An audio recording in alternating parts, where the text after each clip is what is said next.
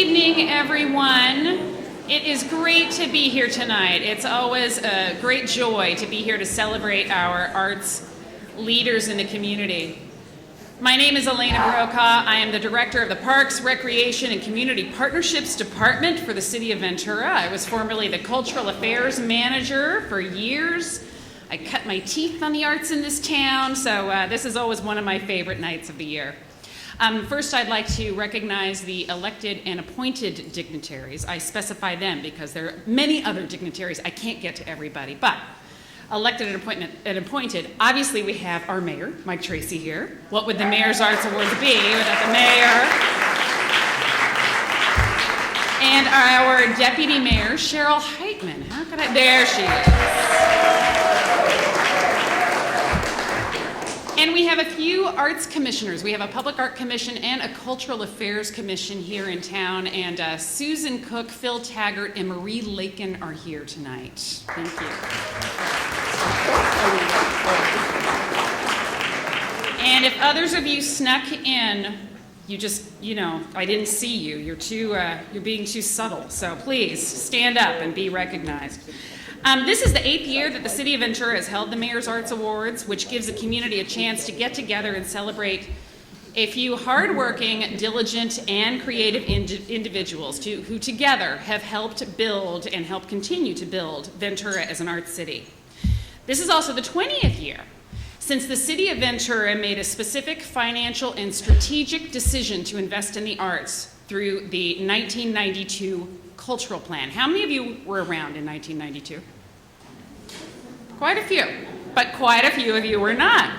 In 1992, that City Council took a pretty big gamble and first commissioned, then approved a cultural plan with some very lofty goals, intended to put Ventura on the map as a cultural destination. There were already a lot of pieces in place that led to the success of Ventura's investment in the arts, and there's been a lot of hard work along the way to keep the arts as a focus for our community. So sometimes we've been really visibly successful. For example, there was a night in November 1998. It was November. It was actually November 15th, 1998, so 15 years ago tonight, the night that the Rubicon Theater was born.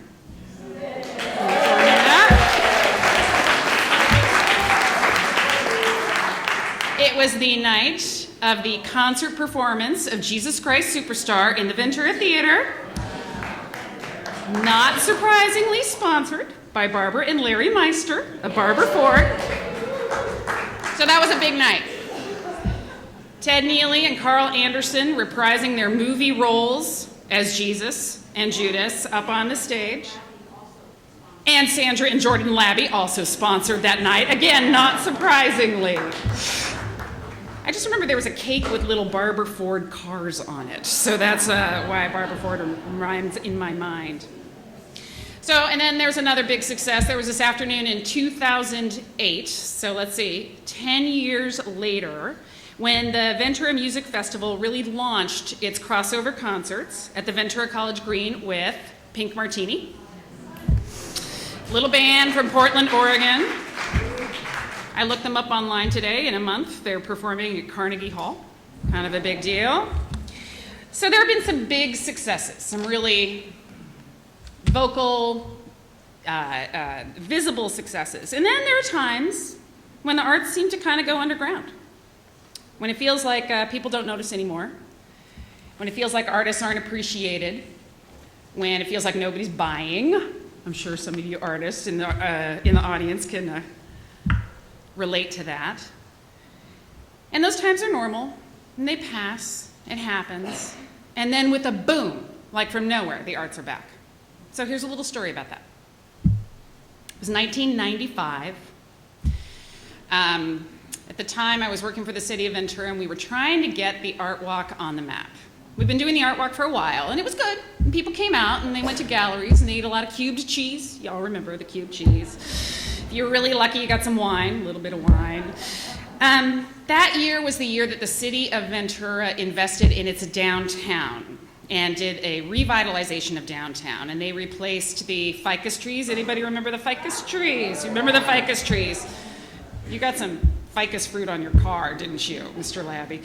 They put in new pavers, and so they were very proud of their downtown. So we thought, hey, what a great way to get people to recognize the arts. We'll combine the art walk with the downtown open house.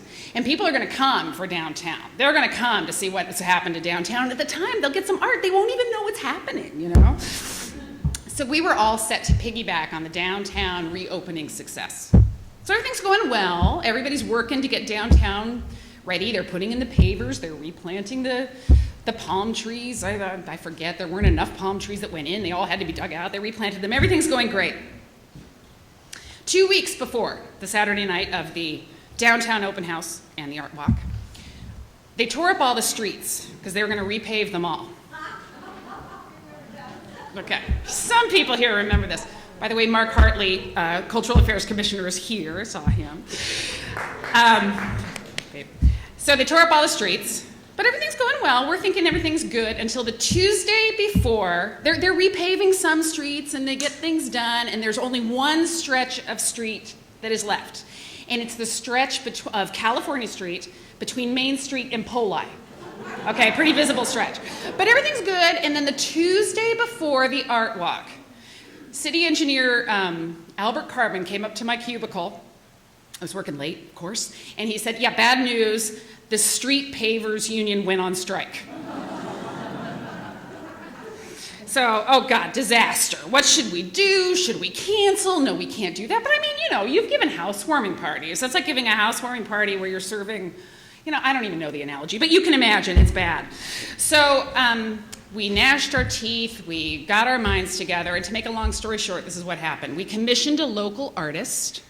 She came out, she did a huge outline of a mural. It was a sea life mural, because, you know, Oceanside, we're capitalizing on that stretch of street, which was going to be paved over anyway, who cared? And we got the whole community to come out and fill in that mural. And that day of the art walk turned into this chalk paint family festival in downtown Ventura. So we had planned on having this open house from 5 to 9 p.m., and instead, there were families out there at 9 a.m. in the morning, just in case you didn't catch that, with their own chalk, with their crayons, and they were ready to literally paint the town. And from then on, the art walks were almost legendary. We never had to go along with anything. Everybody wanted to get on the art bandwagon. So the point of all this, it's not just a story, is that you never know when the arts are going to come riding into the rescue. One thing I do know is that without you in this room, the past Mayor's Arts Awards recipients, of which there are many of you, the current Mayor's Arts Awards recipients, which there are many of you, and the future Mayor's Arts Awards recipients, of which there are also many, there'd be no white knight riding in to save the day. When disaster struck, we just have an unpaved street. At the corner of Laurel and Main, there would be a vacant building. There would be no Rubicon Theater. Out at the Bell Arts Factory, at the corner of Ventura Avenue and Harrison, there'd be something like a t-shirt sales outlet. Okay, there would not be all those artists in there every day. Under the Figueroa underpass, there'd be graffitied walls instead of the Tortilla Flats mural. And on the corner of Ventura Avenue and Thompson, there would be no wave. It would not be here without everybody in this room. So it's a lot of hard work, and I know that. People think about the arts as creative, as inspirational, as lucky. It's not. And I want to thank all of you for all of the hard work that you've done so far and for what you're going to continue to do. And with that, I'd also like to thank Mayor Mike Tracy and invite him up.